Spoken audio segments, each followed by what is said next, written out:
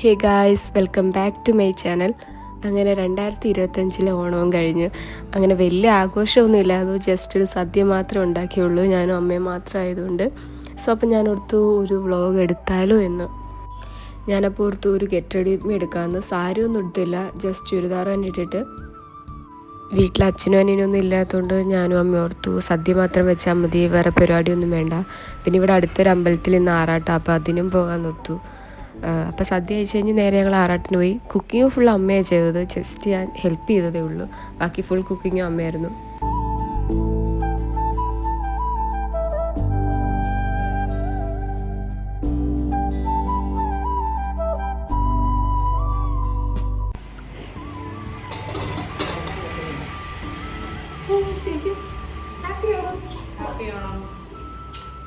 തിരുവോണത്തിൻ്റെതായിട്ടുള്ള രീതിയിലൊന്നും ചെയ്യുന്നില്ല. കാരണം എന്താ, നമ്മൾ സദ്യ മാത്രം ഉണ്ടാക്കുന്നുള്ളൂ അല്ലേ.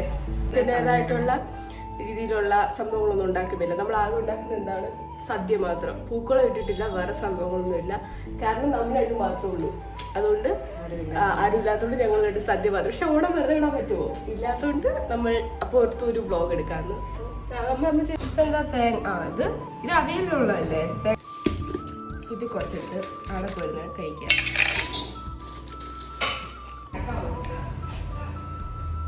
നമ്മളിത് അറിയാൻ പോകണം ഗൈസ്. നിങ്ങളുടെയൊക്കെ ഓണത്തിന് അത്തപ്പൂ ഇട്ടോന്ന് കമന്റ് ചെയ്യൂ ഗൈസ്. എല്ലാവർക്കും ഹാപ്പി ഓണം. ഞാൻ ആരോടും ഹാപ്പി ഓണം പറഞ്ഞില്ല.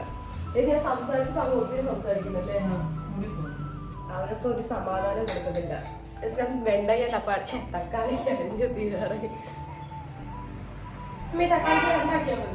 ഇവിടെ എല്ലാം ചെയ്യുന്നത് കൊച്ചിനാണ് ഓണം.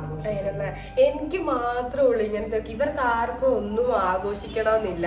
എങ്ങനെ ഇങ്ങനെ അച്ഛനും മോനും ഭാര്യയും, അച്ഛനും അമ്മയും ഭാര്യയോ, അച്ഛനും അമ്മയും മോനും ഒരുപോലാകുന്ന എനിക്കറിയത്തില്ല. ഞാൻ മാത്രം എന്നെ എടുത്തു കളഞ്ഞതല്ലാണ്. എനിക്ക് മാത്രമുള്ള എല്ലാം ആഘോഷിക്കണമെന്ന്. ഇവർക്ക് ആർക്കും ഒന്നും ആഘോഷിക്കണമെന്നില്ല. ഞാനാണ് അത് ചെയ്യണം ഇത് ചെയ്യണം എന്നൊക്കെ പറയണേ. ഇത്ര പെട്ടെന്ന് എന്റെ ചമ്മല് മാറും ഞാൻ ഓർത്തില്ല. എനിക്ക് നേരിട്ട് സംസാരിക്കാൻ ഭയങ്കര ബുദ്ധിമുട്ടായിരുന്നു. ബട്ട് ഇപ്പൊ എനിക്ക് ഒരു മടി തോന്നില്ല. അമ്മയുടെ അടുത്ത് ഒക്കെ ചെയ്യാൻ എനിക്ക് ഒരു മടിയില്ല. ബട്ട് വേറെ ആരെങ്കിലും ഉണ്ടെങ്കിൽ ഭയങ്കര താളായിരിക്കും. അതുപോലെ ഓണം ആഘോഷിക്കുന്ന ആരെങ്കിലും ഉണ്ടോ എന്ന് പറയണം. അതായത് പ്രത്യേകിച്ച് ഒരു പരിപാടികൾക്കൊന്നും പോകാതെ വീട്ടിൽ തന്നെ കുത്തിയിരുന്ന് സദ്യയും കഴിച്ച്. വൈകിട്ട് ആറാട്ടുണ്ട്. സദ്യ ഞാൻ കാണിച്ചായിരുന്നു. ഇവിടെ തൊട്ടടുത്ത അയ്മനം നരസിംഹ ക്ഷേത്രം അല്ലേ, അവിടെ ആറാട്ടാണ്. ആറാട്ട് മീൻസ് ഫൈനൽ ഡേ അല്ലേ അന്ന് ഫൈനൽ ഡേ ആണ്. സോ അവിടെ പോകാം നമുക്ക് വൈകിട്ട്. എന്നിട്ട് അമ്മേനെ കൊണ്ട് നമുക്ക് എന്തെങ്കിലുമൊക്കെ സാധനങ്ങൾ മേടിപ്പിക്കാം. സത്യത്തില് എനിക്ക് ഓൺ വോയിസ് ചെയ്യാൻ ഭയങ്കര മടിയായിരുന്നു. എപ്പോഴും വോയിസ് ഓവർ. ഒന്നാമത്തെ കാര്യം, വീട്ടിൽ ആരെങ്കിലും ഉണ്ടെങ്കിൽ ഞാൻ വോയിസ് ഓവറേ ചെയ്യത്തുള്ളൂ. വീട്ടിൽ അമ്മ മാത്രം ഉണ്ടെങ്കിൽ എനിക്ക് ഒരു പ്രശ്നമില്ല. ബട്ട് ഞാൻ ഓർത്ത് എനിക്ക് ഓൺ വോയിസ് ചെയ്യാൻ പറ്റത്തില്ല എന്ന്. ഭയങ്കര മടിയാണ്. പക്ഷെ ക്യാമറ നോക്കി സംസാരിക്കാൻ എനിക്കൊരു മടിയില്ല. വെണ്ടയ്ക്ക തക്കാളിക്ക ഫുൾ ഞാൻ അരിഞ്ഞു. ഇനി ഉള്ളി സബോള അരിയാൻ ഇഷ്ടമില്ലാത്ത ആരെങ്കിലും ഉണ്ടോ? എനിക്ക് ഇഷ്ടമില്ല. ഉള്ളിയുടെ തൊലി പൊളിച്ചാലും ഞങ്ങൾക്ക് അറിയാൻ തുടങ്ങും. പക്ഷെ അറിയാതിരിക്കാൻ പറ്റില്ലല്ലോ. എവിടെ വരെ കുക്കിംഗ് ഒക്കെ? യെസ്, അവിയൽ റെഡിയായി, സാമ്പാർ റെഡിയായി, ഫ്രൂട്ട്സും ശർക്കര ഇട്ടിങ്ങനെ. അപ്പൊ നമ്മൾ ഇടയ്ക്കിടയ്ക്ക് ഇതെടുത്ത് തിന്നുക.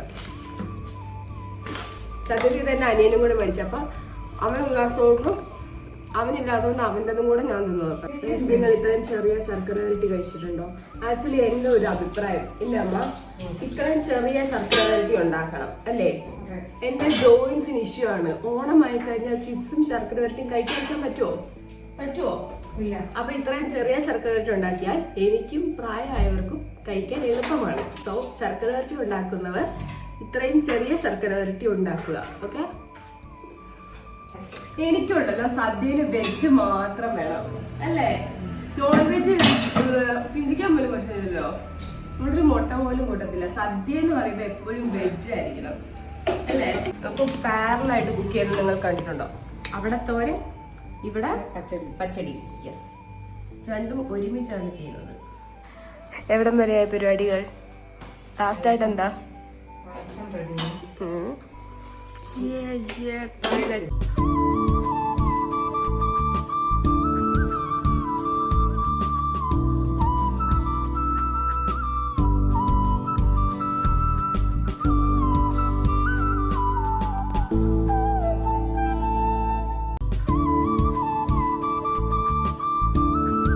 പറയുവോ?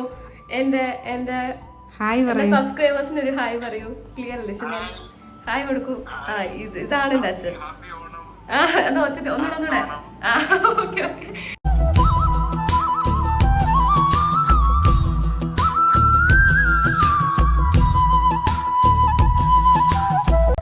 സദ്യയൊക്കെ കഴിച്ച് കഴിഞ്ഞ് റെസ്റ്റൊക്കെ എടുത്ത് ക്ഷീണമൊക്കെ മാറി ഒരു 5:30 ആയപ്പോഴാണ് ഞങ്ങൾ അമ്പലത്തിലോട്ട് പോയത്.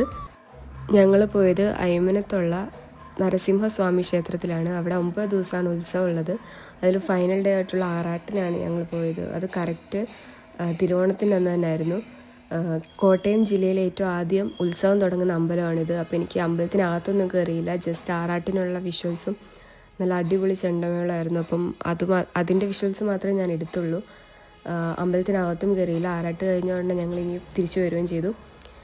ഉറപ്പായിട്ട് നമ്മൾ ഉത്സവമുള്ള അമ്പലത്തിൽ ചെന്നാൽ കടകൾ കാണും. അപ്പോൾ എങ്ങനെ നമ്മൾ ഒരു സാധനം മേടിപ്പിക്കാതെ തിരിച്ചു വരിക? അമ്മേനെ കൊണ്ട് ഞാൻ 2 കമ്മൽ മേടിപ്പിച്ചിട്ടാണ് വന്നത്.